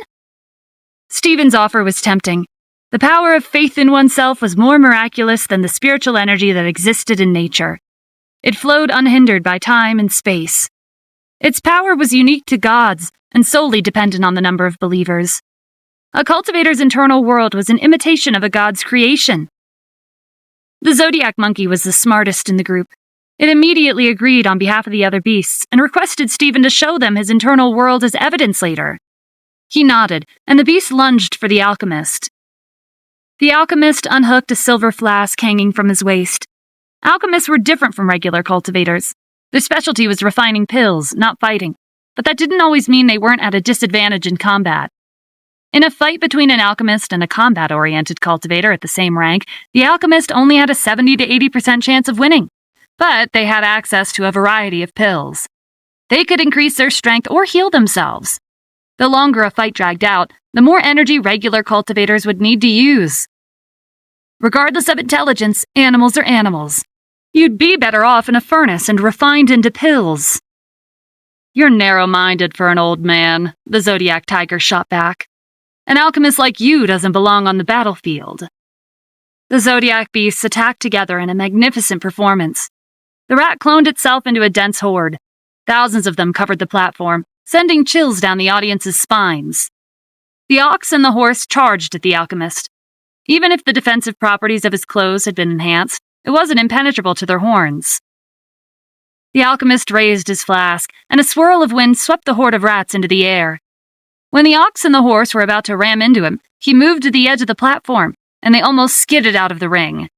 The snake slid below the whirlwind above and wrapped around the alchemist's ankle. While he was restrained, the rooster flapped its wings, and its colorful feathers shot towards him. Stephen and the iridescent dragon stood there and watched with interest. As expected of beasts affiliated with Killian, Stephen praised. They're no match for the alchemist one-on-one, but when they work together, they're unstoppable. They make up for each other's flaws. The iridescent dragon puffed out its chest in pride. As the leader of the zodiac beasts, their achievements were linked to its own. Their teamwork isn't all there is. We can combine our spiritual energies into a whole new life form. You'll understand when you see it with your own eyes. The iridescent dragon's mysterious tone piqued Stephen's curiosity, but he was also a little worried about the safety of Annapolis. If the Leviathan unit hadn't set up multiple defensive arrays around the training ground, the entire land would have been razed to the ground. The alchemists were distracted by the beasts, and Stephen felt his connection with the ice and flood dragon return. He looked up and saw the clouds dyed a fiery red color. The Killin's flames spanned the sky. He transmitted his voice to the dragons. Forget about the Killin's phantom. Come back to my spiritual world. His furnace is powerful. I don't think you can handle it on your own, the flood dragon said. We can stall for time, the ice dragon added. Stephen could hear the exhaustion in their voices, and he could feel their life forces dimming. Smoke rose from the edge of their scales like they'd been roasted. You'll be killed if you stay up there. Come back, he urged, holding out his hand. The ice and flood dragons gave in. They transformed into glowing balls of light and reappeared in his arms in their smaller forms. He gently brushed away the residual smoke clinging to their scales with his sleeve, and then they returned to his spiritual world. Without the dragons keeping the Killin at bay, the alchemist could finally use the furnace's flames to deal with these animals scampering around the platform. The Killin separated itself into balls of fire and began bombarding the platform. The flames from the explosion swept the beasts away from the alchemist. When they moved to launch another attack, the Killin had reformed its body at the center of the platform. They paused and stayed where they were at the edge of the ring. The rooster had similar abilities to the fire phoenix. It was resistant to fire, but this didn't apply to the other beasts. Is that it? The alchemist mocked. If you follow an unreliable master, you won't have a good ending. Stephen dashed up to the Killin and spread his hands. Vortexes appeared around its purple flames. No matter how hard it struggled, it couldn't break free. The threadworms appeared and curled around Stephen to protect him from the waves of heat. He closed his eyes and entered his internal world with his consciousness. Once inside, he summoned the zodiac beasts. The flow of time in here was different from the outside world, but they had to act quickly. The priests in his internal world sensed the Creator's presence and came running with the rest of their people.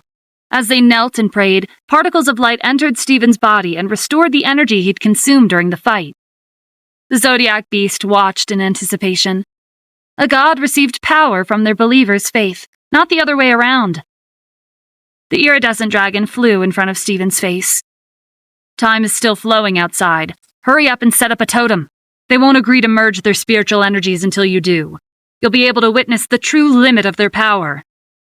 Stephen waved his hand, and metallic pillars fell from the sky, surrounding the temple in a circle. The carvings on the surface represented each of the zodiac beasts.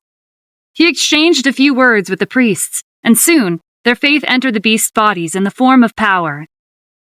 The clouds in the internal world changed into an ominous purple color. While Stephen was absorbing the Killin's flames, the alchemist's spiritual energy had invaded his body. The clouds condensed into a purple humanoid figure. It rushed towards the temple. Stephen leaped into the air and drew a circle with the tip of his sword. Golden rings of light trapped the purple entity and stopped its advance. They tightened, and the entity dispersed into purple wisps of smoke. The alchemist's invading mental energy was like a tree without roots. The only thing it could have done was rampage and destroy aimlessly. Stephen easily resolved the minor issue, but the predicament remained in the outside world. Not much time had passed. When their consciousness returned to the training ground, the fight between the threadworms and the furnace had only just begun. The furnace shifted from the sky to the floor. Its height was almost the same as the alchemist's. The doors were open, and its flames continued to disperse the threadworms' sand. The threadworms had condensed weapons using their iron sand, but before they could even get close to the alchemist, they turned into molten lumps of metal and scattered over the floor. You've summoned all the beasts you have, and you still haven't gained the advantage. You should understand the difference in strength between us. Forfeit the match or I'll have to kill them and make you surrender. To salvage some semblance of his reputation, the alchemist had to demonstrate his magnanimity to prevent criticisms about him going up against a silver-ranked cultivator from getting out of hand. Beasts aren't resources for cultivation pills, and they're anything but weak, Stephen retorted. I'll broaden your horizons today. The 12 zodiac beasts turned into spheres of light and intertwined into a new life form. Its aura surged as the flames on the platform were blown away. The only heat that remained came from the furnace. The Mercenary Guild's alliance's faces fell. The life form that appeared out of nowhere was much stronger than the alchemist. After the light dissipated, the appearance of the life form came into view. It was a young man with long, snowy white hair, golden eyes, and vibrant beast tattoos. Stephen was astonished and bewildered. He transmitted his voice to the iridescent dragon. Why does it look exactly like Killian? Did you use some kind of teleportation array to summon him from the Asura realm? The familiar voice of the iridescent dragon sounded from the strange life form that was the spitting image of the celestial beast. The 12 zodiac beasts had merged into a single entity, but the iridescent dragon's superior mental energy made it the dominant consciousness. What are you talking about? The zodiac beasts have a deep connection with the celestial beast. We're borrowing his form. After combining our spiritual energies, some of our abilities are stronger than his. Stephen didn't need an explanation on what the celestial beast was capable of. He'd witnessed firsthand just how strong Killian was during the war between the beasts and the Asuras. The strange entity that looked like Killian confidently strode towards the alchemist. The pressure from its powerful aura bore down on the alchemist like tons of lead. Even if he wanted to surrender or leave the ring, it wasn't possible. He couldn't speak or move. It took all of his strength to lift his arm and place a few medicinal pills in his mouth to strengthen his spiritual energy. Compared to cultivators like you, we beasts are powerful from birth, the iridescent dragon said. We'll be extra careful and leave a sliver of your old and worthless life behind. The young man's figure blurred and appeared in front of the alchemist. He threw out his fist as quick as lightning. The alchemist managed to raise his left arm to block, but he didn't have enough time to condense a barrier of energy to protect himself. The sickening sound of cracking bones reverberated through the training ground. With one move, the alchemist's arm had dislocated, and his bones had broken. The young man's lips curved into a sinister smile. Elderly people really are fragile. You should pick your battles wisely. Now, let's test how strong your legs are. He spun on his heel and landed a swift kick on the alchemist's leg. The alchemist dropped to the floor in pain. His right knee was bent at an unnatural angle. As an alchemist, he'd consumed all kinds of pills in his lifetime, and his body could recover from injuries faster than most cultivators. His injuries weren't fatal, but the pain was very real. "I'm going to kill you, you monster," the alchemist said through clenched teeth. He poured most of his spiritual energy into the furnace. A flash of lightning flew past the doors. The young man was too close to the furnace to dodge. The combination of fire and lightning amplified their destructive properties. The lightning bolt struck him at point-blank range. The explosion turned the sturdy floor of the platform to dust as a shockwave tore across the training ground. The alchemist's laughter rang out. That monster deserved to die. It shouldn't exist in this world. He fixed his resentful glare on Stephen. "Now it's your turn. Even if I can't stand, I can still beat you to a pulp." Stephen felt a surge in pressure around him. The furnace rattled like a volcano that was about to erupt. He understood his limits. There was no way he would survive the furnace. Suddenly, the smoke and dust billowing from where the lightning had struck the young man was dispersed by a wave of spiritual energy. He reappeared without a scratch on him. The floor around his feet had been bombarded into a crater. He calmly dusted his clothes, as if nothing had happened. "Aren't you getting ahead of yourself? We didn't feel a thing." The shock was written all over the alchemist's face. "That's impossible. The lightning should have blown you to pieces. How are you alive?" The iridescent dragon had lost interest in toying with the alchemist. "The celestial beast isn't a monster. He's our god." The young man darted to the furnace, picked it up, and threw it at the alchemist. The furnace crashed into him, sending him flying past the ring. He landed unceremoniously on the ground in a cloud of dust with his life force hanging by a thread.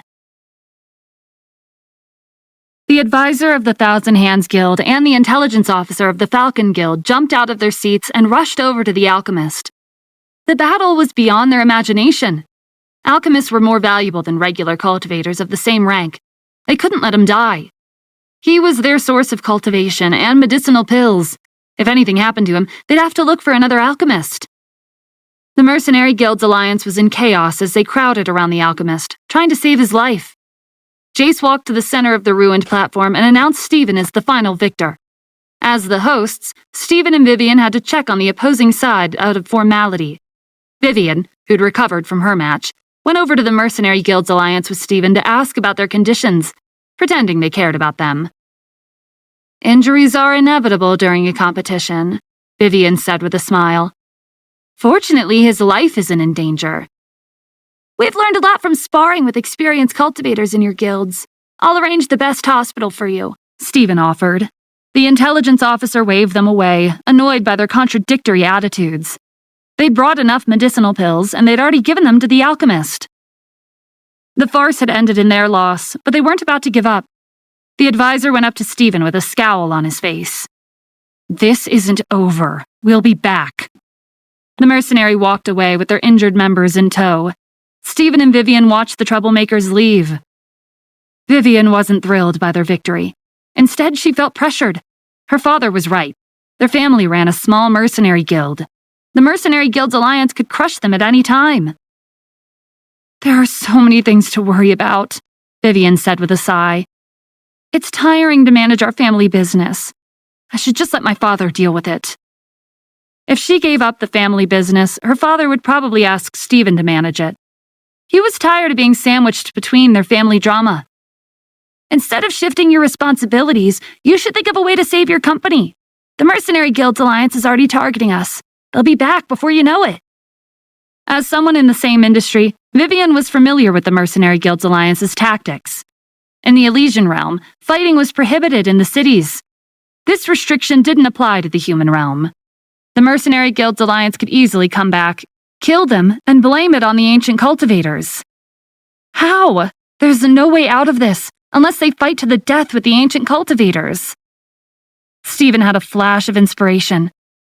"They won't. But the puppets are a different story. If we let the Mercenary Guild's alliance establish their company here, we can use fake identities to issue missions against the ancient cultivators' puppets." The mercenaries' goal was to earn money in the human realm to expand their influence. Stephen could use his wealth and make them go against the ancient cultivators by targeting the puppets. The ancient cultivators had been trapped in the holy ruins for thousands of years. He doubted they had that much money at their disposal. After the competition, the platform lay in ruins. Vivian's company had been protected by a defensive array and survived the disaster. Jace made arrangements for a team to clean up the mess and begin repairs. When it was settled, he finally had time to report the situation to Stephen. Should we have let them leave like that? They're not our real enemies. They might be able to help us in the long run. Tell the Leviathan unit not to follow them. They'll expand their business to the human realm soon. Their discussion was interrupted when a motorcade of luxury cars pulled up to the entrance of the training ground. Men and women dressed to the nines formed two lines at the gate. 3 familiar faces made their appearances. It was Zorvis, Juno, and Mike, the 3 bosses of the 9 States Financial Group. They rushed over the moment they heard about the competition. Their corporate chain could be found all over the world, but they decided to settle down in the U.S. to continue their business partnership with Stephen. No matter how much money they had, it wasn't worth mentioning when the military was involved. Mr. Adams, long time no see. We're here because we're interested in hiring the Bellantine Security Company. You're well informed, Stephen said. You came as soon as the battle ended. Please don't misunderstand. Whether your team won or lost, we're confident in the Bellantine Security Company's skills and capabilities. The 3 of them weren't fence-sitters. Their aim was to follow the winner. Vivian was Stephen's ally. It made sense for them to support her business. They handed her a contract they'd prepared before coming to the training ground. A $100 million investment was written on the document. It was a generous offer. I understand the terms, but I'm not familiar with the human realm's currency. Is this a decent price? Vivian asked in a low voice. It's a good deal, Stephen replied. They wouldn't pull anything with me here. Vivian trusted him and signed her name in a flamboyant manner. Despite the conflict between the U.S., Warhawk, and Cadus, the human realm was mostly at peace, and there weren't that many security services needed. It wasn't necessary for the Bellantine family's mercenaries to personally step in. When the company's services were needed, they would send the military instead. As the 3 bosses were about to leave, Stephen called them to the next room for a private discussion about the sensitive situation in Cadus. Your business isn't restricted by natural boundaries, and no one knows who you are. It was a wise move to keep your identities hidden. The overbearing CEOs who like to show off their wealth usually didn't last long. In a world where martial artists were around every corner, those at the top needed power and strength to maintain their position.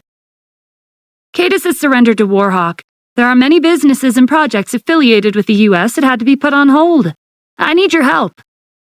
Stephen sent photos of the prisoners he and Liam had released on the ship to their phones. He'd given them talismans, but it was far from enough. He needed the 9 States Financial Group to assist them. Provide them with medical supplies and intelligence. Help them interfere with Cadus's operations and construction. You've invested in many corporations here. No one will suspect you. The 3 of them were a bit skeptical about helping prisoners, but they acknowledged Stephen's request and left to get it done. The Mercenary Guilds Alliance stayed at a mansion in the northern suburbs of Annapolis. Their loss during the competition didn't deter them from trying again. Their target had shifted to Stephen. The alchemist of the Demon Hunter Guild regained consciousness in half an hour. He used a splint to hold his injured arm and leg in place and circulated his energy to heal the broken bones. The advisor and the intelligence officer watched him with guilty expressions. If they hadn't sent their useless student to compete, they wouldn't have needed a highly respected alchemist to fight. How do you feel? The spiritual energy in the human realm is much lower than what we're used to. Should we go back to the Elysian realm for a faster recovery? It's fine, the alchemist said. I'll be fully recovered in a week. Go ahead and do what you need to do without me. The advisor and the intelligence officer respectfully left the room to give him some space. Crowding around him would turn his humiliating defeat into a victory, nor would he recover faster. Should we move forward with our security company? The intelligence officer asked. We lost the competition, and our reputation has hit rock bottom. How are we supposed to compete with the Bellantine family? We have to do what we can, the advisor replied. We can't sit around and let the guild leaders think they're here on vacation. Our wealth can't be used in the human realm. We need to find a prominent family to help us. Stephen used to be the leader of this country. He'll do everything in his power to get in our way. Those 12 beasts he summoned at the end are ridiculously strong. We're no match for them. This is Annapolis. It's the core of the U.S. He wouldn't start a war here. The advisor was confident that Stephen wouldn't take action as long as they didn't go overboard. Having made up their minds, their next step was to find a suitable target. There was a small private manor next to their mansion. It belonged to Harry and Rebecca. After they were sent to the Seven Stars prison for their crimes, the head of the family, DeAndre, had lost his motivation to revitalize his family. The Cassidy family dispersed, and the little assets they had left fell into Nate Cassidy's hands. Before Stephen came along, Nate's life had been smooth sailing. As a member of the Cassidy family, he managed a small company, and his daily responsibilities involved signing and stamping his seal in return for an exaggerated annual salary. But once Harry and Rebecca were under investigation, the rest of the family's businesses followed suit, and all the corruption was weeded out. "There's no one left to deal with the dirty work except me," Nate grumbled as he swept the fallen leaves in the yard. "The family's businesses have been confiscated, and the bank accounts are frozen. If we didn't sell our antique paintings, we wouldn't have become beggars on the streets." "Be careful what you say," the elderly man standing by the door warned. "The walls have ears. Harry and Rebecca are in prison, and many other youths in the family were put behind bars not long after. It's fortunate you were able to inherit the manor." Before the Cassidy family fell from glory, the elderly man used to be their security guard. He was old, and his hands and feet weren't as dexterous and nimble as they used to be. No one would hire him. Nate couldn't pay him, but he let him stay at the manor. Having a roof over his head was more than he could ask for. After the bodyguard and staff left, he'd taken over their responsibilities. Guarding the door, cleaning, cooking, and maintenance had become his job. "This isn't the time to worry about someone eavesdropping on us," Nate muttered. "We've sold almost everything we have. How are we going to survive after we run out of money?" Nate was a young man in his 20s. He had his whole life ahead of him. On the contrary, the elderly man didn't think as much about the future. He was old, and he didn't know how many years he had left. Nate swept the leaves into piles and stuffed them into an open-air barbecue grill as a makeshift stove. They could at least save on gas expenses. Their dinner tonight would be bread and a few slices of meat. The advisor of the Thousand Hands Guilds and his subordinates were walking past the manor when they caught the aroma of barbecue. The fire of the grill was especially eye-catching in the evening. Whoever lived in a luxurious manor must be wealthy. They'd found their target.